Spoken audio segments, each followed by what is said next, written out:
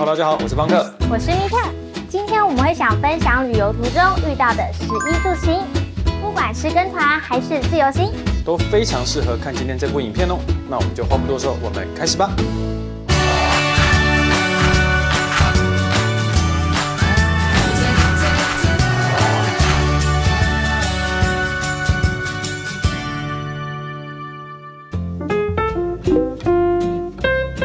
那我们蛮常吃的早餐呢，都会是可颂或者是巧克力可颂。那可颂呢，其实通常它的价格大约在0.99欧，可能贵一点到2.5欧左右。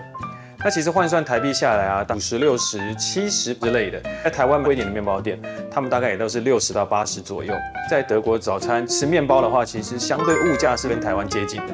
好像也差不多。咖啡的话，以连锁品牌星巴克来说，在那边的话，拿铁大概会是3欧，换算台币120块。点特大杯是3.95欧，就大概台币130。像我们很常去那个面包店买那种咖啡，就一般比较平易近人的店家，它大概2欧就解决了。其实如果比起来以星巴克来说，台湾星巴克可能最大杯的拿铁也大概在台币150块。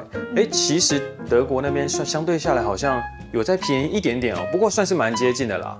对啊，我觉得是喝得开心就好。那再来就是讲到餐厅，不管是中餐或晚餐，我们都还蛮常会去选择像是意大利面，或者是像是排餐类的一些选项。那我们的选项大概都会介于可能8欧、9欧、14、15欧左右。那换算台币下来，我们乘以32、33好了，200多、300多，可能最贵400多。那其实如果我们在台北吃意大利面餐厅的时候，其实也差不多会在台币300-400块。你要说谁比较贵，谁比较便宜吗？其实我觉得差不多哦，消费也不会比较高。所以如果我们去玩的时候吃意大利面、吃顿饭，或是我们最爱吃的意大利饺，其实价格相对是非常接近的。可是它这边有一个很算是礼貌性的，对，就是你一定要点一下饮料。对，服务生这个时候第一句话会先跟你说，你要不要喝一些饮料？他就会拿他们的饮料单给你，不管是有酒精或无酒精的都可以，会建议一个人点1杯饮料。我们几乎就是在每一个餐厅，我们都喝可乐。对，可乐、可可、可乐、可可，永远的可乐跟可可。没错。但有一个蛮重要的就是小费，在吃东西的时候，通常点餐到服务你到结账都会是同一位服务生。然后他也会在桌边跟你买单，因为在台湾吃东西会有服务费，但在欧洲那边的话，可能我们就会再有一个叫做小费的东西，大约在5到10%左右。那如果说你在当下可能觉得不好计算，你也可以用补齐尾数的方式来去计算，以20.5欧2个人为1餐的话，这个时候可能我们就会给大概22欧左右。那如果我觉得那店员很帅，或者觉得他服务超好的，22欧，对他可能给25欧。那如果是以小吃摊或是圣诞市集来说，我们最喜欢的那个蘑菇，大概会是5到6欧左右。可是因为它都会附面包，所以其实那一餐就还蛮饱了。没错，换算台币大概会是100-200块左右。对，那因为我们会去圣诞市集嘛，那圣诞市集通常它不是餐厅，它不会有小费。对，所以吃起来我觉得 CP 值还蛮 OK 的。那再来就是超市，真的是相对非常便宜啊，面包超便宜，超便宜。刚刚前面说到0.99欧的一个可颂，就是在超市看到的，也就30几块而已。那里面的酒类啊、气泡水、其他的一些饮料，其实真的非常的多。那你要买 cheese 的种类，火腿也是，培根也是，其实超市蛮好逛的。你刚刚提到那个气泡水啊，之前第一次去德国的时候买那个气泡水。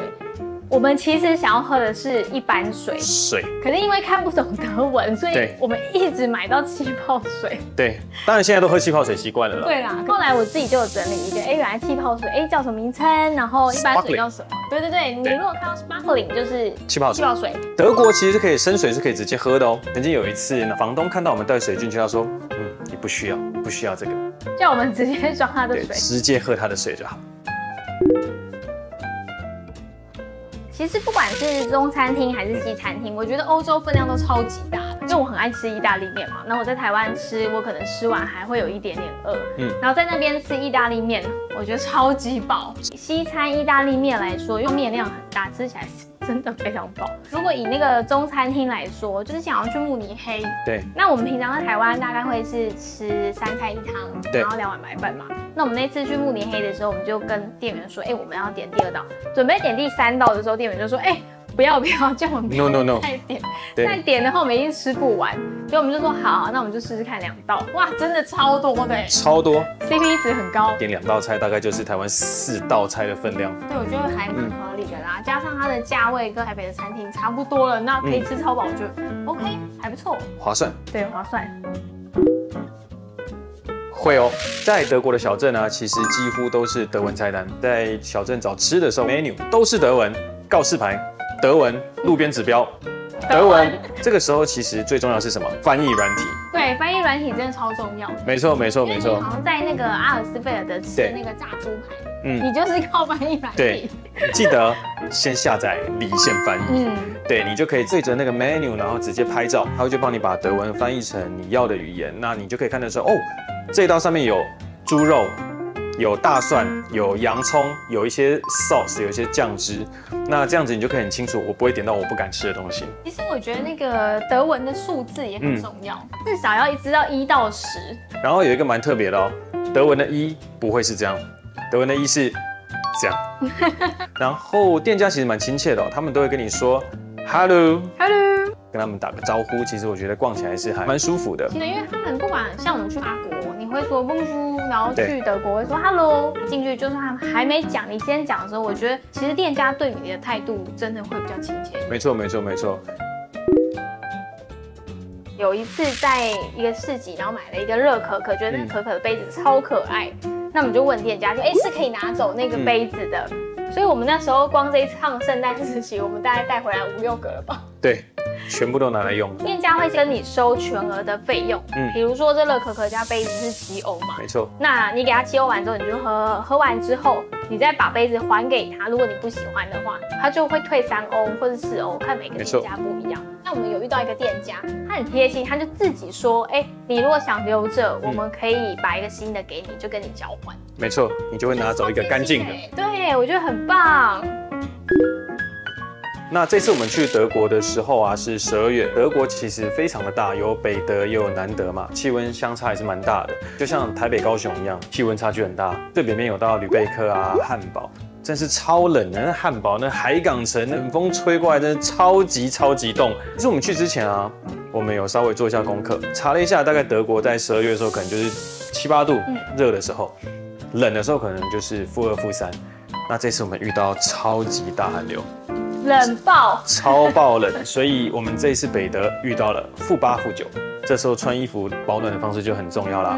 推荐洋葱式穿法，多穿一点，多穿几件。首先里面可以穿刷毛发热衣，有一个很厚的帽 T 或是毛衣，最外面一定要有一个超级御寒大衣，很厚的羽绒或者是刷毛大衣，羊毛的。但进室内你一定会脱掉，因为室内都有暖气，超热。我们冷到受不了，快失温的时候，都会进到室内去回温一下。我们一直去人家店家。对，还有就是手套跟袜子建议可以穿厚的刷毛的，因为很冷。我觉得袜子还蛮重要的，可能因为我们这一次刚好遇到寒流，所以我们去纽伦堡的时候只是穿一般的袜子哦。对。可是我们外面来说还是防水鞋哦。对。完全抵挡不住。对。觉得末梢已经快要没有知觉。后来我们冲回民宿之后，拿吹风机一直吹脚。对。如果以平价服饰来说，先扣掉台湾也有的，比如说像 Uniqlo、Zara、H&M 或是 Bershka 等等的。如果在德国，我觉得最多就是那个 Primark， 还有 New Yorker， 而且都很便宜，便宜到我就想说，它的衣服的材质，我觉得相对到底好不好呢？对，但真的很便宜啦。其实大家如果想要去多做一些造型的话，我觉得还蛮好用的。而且有很多像 Only 啊、Barrow Moda 或是 Jack and Jones， 真的这些在台湾也有，可是在德国它的价位会再平易近人一点，对，差距蛮大的。对，然后家饰用品我觉得超好买，圣诞节的时候，家饰用品已经整个翻新，都是卖圣诞用品，没错，大推。对，然后可以像是去逛那个 Depot、Butlers 或是 Woolworths， 到处都是，觉得还蛮好逛的，而且也不贵，推荐大家。对，可以买。即使你住在大城市，其实也不一定会比较贵哦。像之前我们住在慕尼黑附近的一个小镇，因为开车的关系，所以我们没有住在慕尼黑的一些地铁市中心。那可能在旁边开车5到10分钟的一个车程的一个小镇，2个晚上不到4000，所以其实一个晚上也大概就是1000多块，干净、漂亮又够大。对。那还有就是想要跟大家分享的是，如果你有要开车的话，记得在订房的时候，你可以在订房网站上先留言给房东说，哦，可以帮我预留停车位吗？那大部分有时候他们房东会回答你说，哦，可能就是因为他们没办法保留先到先赢。我觉得不管怎么样，还是留言一下，因为根据我们的经验啊，出去德国几次以及其他国家的时候，其实我们只要先讲，大部分都还蛮有机会可以停到车位的。我们有遇到一个房东，他跟我们说他没有办法给我们车位，就是他叫我们去停对面的公有停车场，超大的一个腹地。不管付费或是免费，只要先讲，你就不用担心说车子没地方停。关于住宿的一些注意事项，欧洲现在很多地方它是讲究环保嘛，所以它已经没有再提供牙刷跟牙膏了。那如果是男生的话，可能还会有刮胡刀的需求，要自己自备。没错，我们自己还会带那个吹风机。吹风机，我觉得还蛮好用的。对，我们的吹风机电压是100到240。对，它是可以变压的。没错。因为没有业配，所以我就不放是哪一个的。等有业配的时候，我就会放喽。业配欢迎这边我们的 email。然后德国住宿还蛮多，都是使用那种窗台旁边那种暖气，我觉得还蛮酷的。可是它加热速度真的非常慢，对，非常慢。如果你觉得非常冷的时候，你就直接把它转满，10几20分钟后，你也没有太大的感觉，它的范围也不是很大。先去洗热水澡可能比较有用。我也是这样觉得。在德国租车其实有非常多的一些平台，像是 Sixt、Avis、Rental Cover 等等。那大部分的租车公司呢，他们都会有一些自己的全额保险。租车的时候，当下他会推荐给你哪一些保险比较适合你，那保险的等级保到什么程度，他们都会有一些比较详细的说明。当然啦，如果说你有自己的一些第三方配合的保险，你也是可以使用的。但不管怎么样，如果去国外租车，人生地不熟，那假设如果真的发生了一些可能交通事故或被人家破坏了，那这一些风险呢，就可以透过保险来帮你做一些 cover， 你就可以比较轻松的去面对这件事情。不然在国外的话，其实会非常的辛苦。真的，可是就变成说要自己评估你想要是保哪一个保险，这个就交给大家自己决定。在德国开车呢，基本上都是无限速的吗？其实是，除非遇到一些就是特定的路段，或是说它已经有一些施工，它也会提早讲。我不知道是因为我们租车的关系，还是因为德国的整个系统已经很完善了。就是比如说，当我们在前面几公里处发现有施工，我们的仪表板就会从无限速，然后130，然后降到80这样子。对，它会提醒我们。没错，我觉得好贴心哦。可能因为我们是慢慢降速的关系，我觉得整个车流啊都不会塞车，非常顺畅。对，你不会什么急速减速或是刹车等等，针对时速慢慢的并进来，其实不太会有紧急刹车的状况啦。对，你只要打方向灯，一定会给你。对，我觉得另外一个是他们行车礼仪还蛮好。就是你可能打方向灯，他知道前面已经你没道路了，他就会让给你。在高速公路开车的时候，其实有一个很重要的开车礼仪，就是内车道的行驶啊，大部分都会留给超速的人使用，也不是超速啦，超车的人使用。内车道是留给超车的人使用，不是超速，因为那边是没有限速的啊，没有限速的。对，如果它现在上面写的是一个白白的圈圈画线，无限速，所以当下其实你是可以开你想要的速度，只要安全就好。那当你需要超车的时候，你就可以在超完车之后，慢慢的再回到外面的车道，把它留给有需要的人。这是一个那边开车的基本礼仪。其实，在台湾现在也在倡导这件事情啦，希望慢慢的可以让开车的一些体验更好。在欧洲开车真的有无数的圆环，超多。反正我们大家只要记住一个很重要的前提，就是当你在圆环里面，你绝对是最大的。国王，对不对？就是比如说我今天准备要进圆环的时候，你一定要先看一下，圆环里面有没有车，然后你的另外一头是不是有人来了？只要有，你一定要让他，因为他绝对不会因为看到你准备要进来让你，不可能。对，在圆环里面他最大，你要进去，他绝对不会让你的。对，你要等他过了之后没有车，你才可以慢慢的开进去。对，这个圆环的话，一定是有绝对优先权的。没错。那如果你在圆环里面，你错过出口该怎么办？就跟你上次一样。对，在里面绕。